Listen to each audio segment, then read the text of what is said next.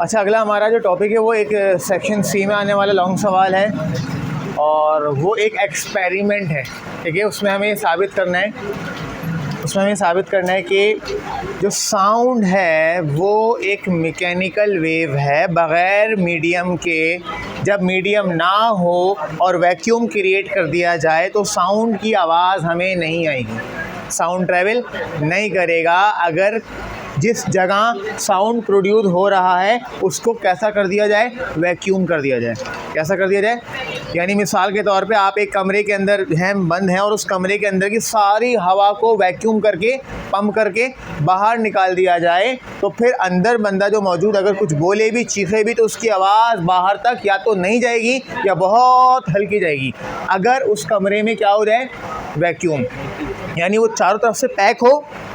ठीक है, वैसे दीवार के आर पार आवाज़ चली जाती है, लेकिन अगर कमरे के अंदर ही वैक्यूम क्रिएट हो जाए तो बंदा बीच में खड़ा हुआ है तो उसकी आवाज़ आगे बढ़ेगी नहीं, क्योंकि आवाज़ को आगे ले जाने के लिए मटेरियल मीडियम चाहिए, कम से कम हवा चाहिए। तो इस एक्सपेरिमेंट को बोलते हैं इलेक्ट्रिक बेल जार एक्सपेरिमेंट। ये हम यहाँ देखेंगे। अच्छा, अब आपके पास इसका सवाल ऐसे भी आ सकता है कि describe electric bell jar experiment. ठीक है, और इस तरह भी आ सकता है कि आपके पास पेज नंबर 39 पे लिखा हुआ है,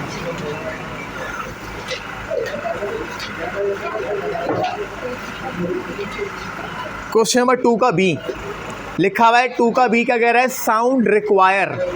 ये सवाल भी आप नोट कर लो, इस तरह से भी आ सकता है सवाल। इस कह रहा है साउंड रिक्वायर्स अब मटेरियल मीडियम। साउंड को ज़रूरत होती है एक मटेरियल मीडियम की ट्रैवल करने के लिए फॉर इट्स प्रोपेगेशन। प्रोपेगेशन का मतलब फैलाव, आगे फैलना, बढ़ना। Cite an experiment to prove this statement. एक एक्सपेरिमेंट परफॉर्म करो इस स्टेटमेंट को साबित करने के लिए। तो यही आपके जो एक्सपेरिमेंट है कौन सा वाला है, इलेक्ट्रिक बेल जार एक्सपेरिमेंट है।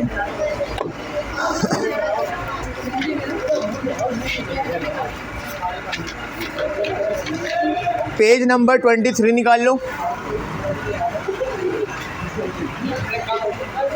हमें पहले देखो, यहाँ फिगर भी ज़रूरी है बनाना। ठीक है, इसकी फिगर भी बनेगी लेबलिंग के साथ, और फिर इस पूरे को एक्सप्लेन करना है, डिस्क्राइब करना है।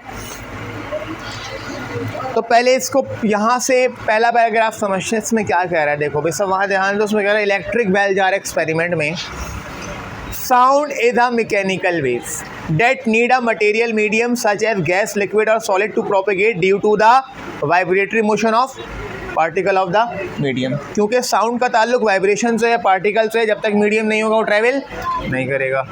that transport sound wave in the form of energy from one point to another, और वो मीडियम एक जगह से दूसरी जगह साउंड को पहुंचा देता है। Sound can not travel through vacuum. ये बात ज़रूरी है, कह रहा है साउंड वैक्यूम से ट्रैवल नहीं करता। वैक्यूम से मुराद है खाली जगह, खाली जगह से मुराद ना वहाँ सॉलिड हो, ना लिक्विड हो, ना गैस हो, बिल्कुल एम्प्टी हो।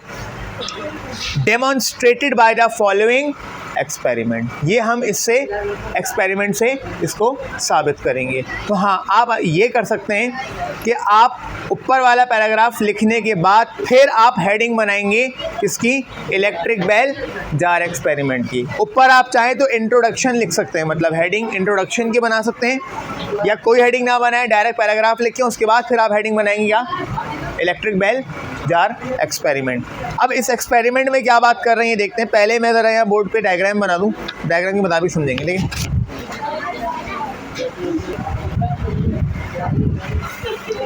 अच्छा देखो, अब क्या है, हमारे पास एक जार है, इसको बोल रहे हैं क्या, बेल जार। असल में ये कांच का बना हुआ है, ट्रांसपेरेंट है, कि हम अंदर से बाहर से अंदर इसको देख सकते हैं। ठीक है, मान लेते हैं ये एक कांच की बोतल है, जैसे एक सिरप की एक होती है, शीशी होती है। तो इसमें ये इसका ओपनिंग है। ठीक है, ओपनिंग पे ये जो ग्रीन सा बना है, इसको ढक्कन यानी कॉर्क कहते हैं, इंग्लिश में कॉर्क या ढक्कन जिसको आप बोलते हो। लेकिन एक इस तरह वाला ढक्कन है, आपने देखा होगा अक्सर रबड़ का एक ढक्कन होता है जो ऊपर से फिक्स कर देते हैं। ये ढक्कन है, ऊपर से इसके अंदर फिक्स किया हुआ है, इसको ये चूड़ियों वाला नहीं है, टाइट करने वाला, वो ऊपर से रख दिया बंद। ये रबड़ के बने होते हैं अक्सर। ठीक है, रबड़ कॉर्क होते हैं। अच्छा, बहरहाल यहाँ से ओपनिंग भी क्यों होगी बोतल की, क्योंकि इसके अंदर से पूरा ऐसे अंदर लाइक ये एक बड़ी ओपनिंग होगी, इसके अंदर पूरा सेटअप डाला होगा हमने। कौन सा सेटअप डाला है, ये बेल है। ये वाला सेटअप क्या है, इलेक्ट्रिक बैल। अब ये जो बॉक्स आपको दिख रहा है, मान लो ये इसकी डिवाइस है, इसके अंदर इसके सारी जो भी मैकेनिक्स या जो वायरिंग का चक्कर है वो है सारा, और उसके साथ यहाँ एक ड्रम लगा हुआ है। यानी ये पूरा सेटअप किस चीज़ का है? बैल का। यहाँ लगा हुआ है एक ड्रम, और ये जो छोटा सा आपको पार्ट दिख रहा है ये क्या है? हैमर। अच्छा, अब इस इलेक्ट्रिक बैल की वायरिंग चल रही है। वायरिंग ये आपको दो तार दिख रहे हैं, एक रेड और एक ब्लू। ये दो तार ऐसे आ रहे हैं, देखो बाहर से आ रहे हैं, ये दो तार ऊपर से आ रहे हैं, इस कॉर्क के ज़रिए अंदर जा रहे हैं। कॉर्क को बंद कर दिया, ये रेड तार यहाँ जा रहे हैं, ब्लू तार यहाँ जा रहे हैं। ये दो तार हैं, यानी दो कनेक्शन है। जैसे सिंपली सॉकेट में प्लग लगाते हैं तो दो तार होते हैं, एक पॉजिटिव एक नेगेटिव का, तो वो दोनों तार कहाँ से आ रहे हैं? To electric connection. मतलब कहीं हमने सॉकेट में इसको लगाया हुआ है, वहाँ से ये इन दो तारों से करंट आ रहा है। वो करंट किस में जाएगा? अच्छा, करंट किस तरह से आता है? देखो, एक तार से करंट आता है, पूरे सर्किट को मुकम्मल करके दूसरे तार से वो वापस जाता है। ये पूरा एक साइकिल मुकम्मल होता है करंट के फ्लो होने के लिए। जो हम प्लग लगाते हैं ना, तो एक टर्मिनल से करंट आता है और दूसरे से वापस जाता है, इसलिए एक पूरा साइकिल मुकम्मल होता है हमारे पास। अब देखो बेटा, जब कनेक्शन लगाओगे इसमें करंट दौड़ेगा, इस इलेक्ट्रिक बैल में आएगा, इस बॉक्स के अंदर आएगा, तो उस करंट की वजह से ये हैमर, अच्छा इसके अंदर एक मैग्नेट लगा हुआ होता है, वो मैग्नेट इस हैमर को अट्रैक्ट करता है। अट्रैक्ट से मुराद है इस हैमर में मूवमेंट आएगी। मैग्नेट की वजह से हैमर के अंदर ऐसे लेफ्ट राइट मूवमेंट है। जब वो आगे पीछे से मूव करेगा तो वो टकराएगा किससे? इस गोंग से। गोंग मतलब ये ड्रम कह लो। जब ये हैमर इस गोंग से जितनी बार टकराएगा उतनी बार बैल बजेगी, उतनी बार हमने स्विच ऑन किया, करंट फ्लो हुआ, इस डिवाइस में आया, उस डिवाइस में इलेक्ट्रोमैग्नेट लगा हुआ है, वो मैग्नेट अट्रैक्ट किसको करता है? हैमर को। ये हैमर वाइब्रेट करता है, मूव करता है, किससे टकराता है? गोंग से, तो बैल बजती है। ठीक है।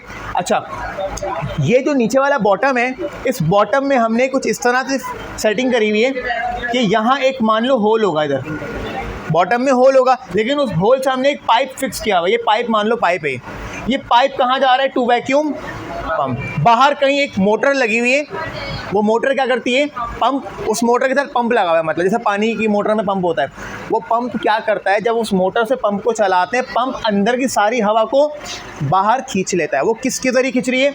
इस पाइप के ज़रिए खींच रही है। ये पाइप हमने इसीलिए इसमें लगाया हुआ है। अच्छा, फिक्स किया हुआ है।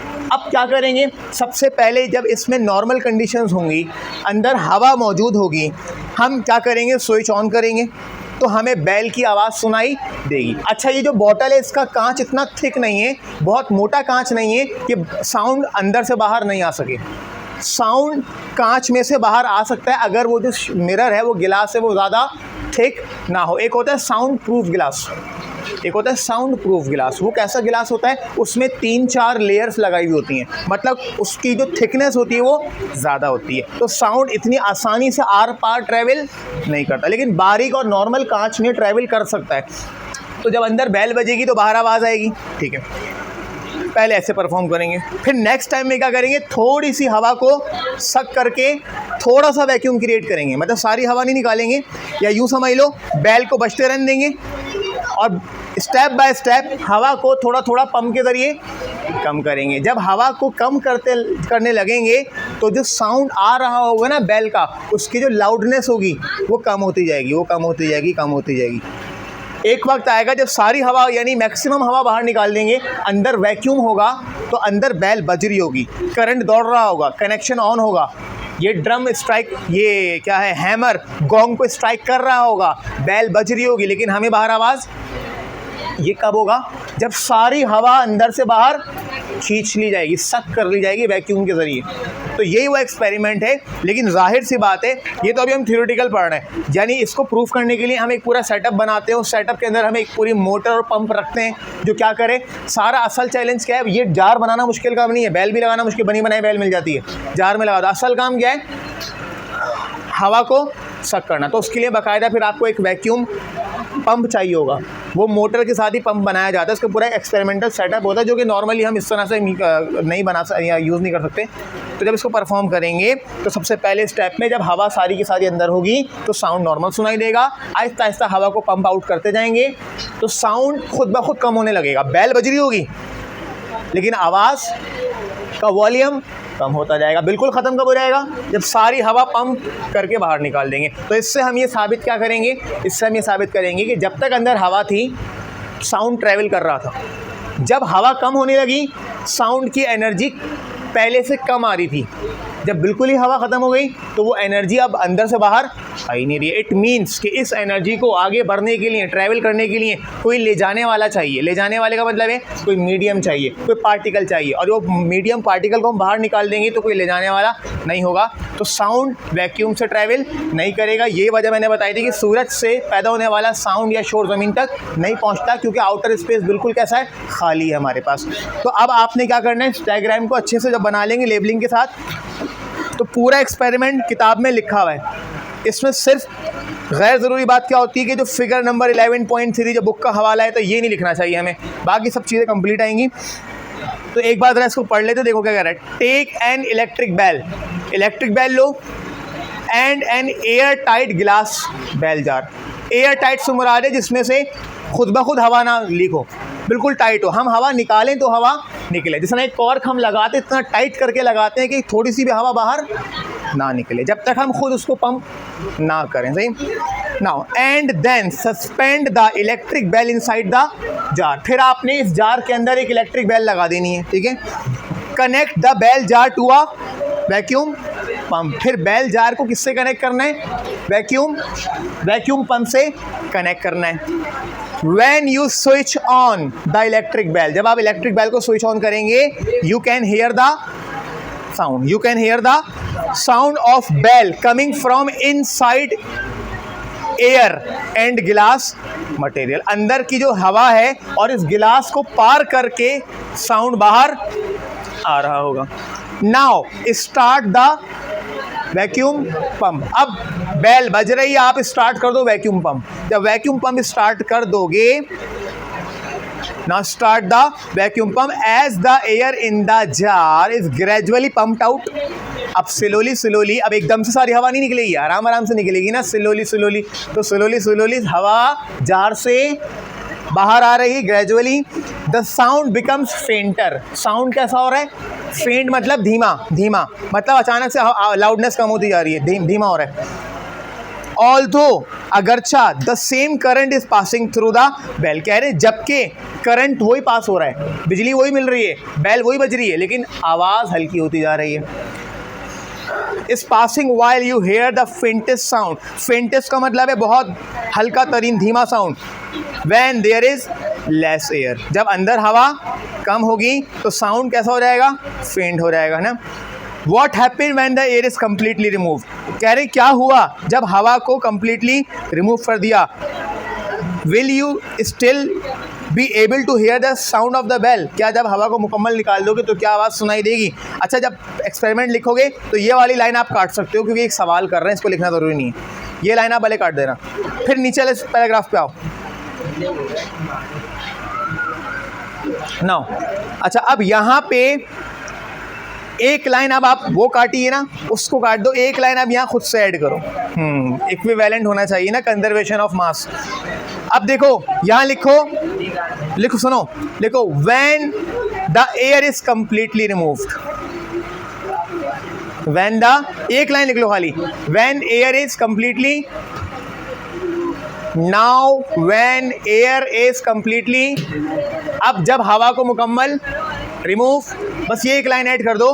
फिर आगे से लिखा हुआ है the electric bell produces the sound. Bell अभी भी साउंड पैदा कर रही है, but now we can not hear it, लेकिन अब हम उसको सुन नहीं सकते। ये दिस इज बिकॉज, क्योंकि sound waves always need a medium to propagate sound energy, क्योंकि साउंड को हमेशा मीडियम चाहिए। In the bell jar it was a vacuum, और बेल जार के अंदर क्या था, पूरा वैक्यूम कर दिया हमने। Hence sound can not travel. बस इसको यहीं पे ख़त्म कर देंगे, ठीक है। बस इसको एक्सपेरिमेंट को पूरा कर देंगे, डायग्राम बना देना इसकी, ठीक है। या आपके लिए एक लॉन्ग क्वेश्चन कंसीडर करेंगे आप उसको। हाँ, इंट्रोडक्शन आ जाएगा, फिर आप चाहें तो फिर ये डायग्राम बना लें, या डायग्राम नहीं बनाए, एक्सपेरिमेंट ही लिखें पूरा, और फिर एंड में डायग्राम बनाएं, ठीक है।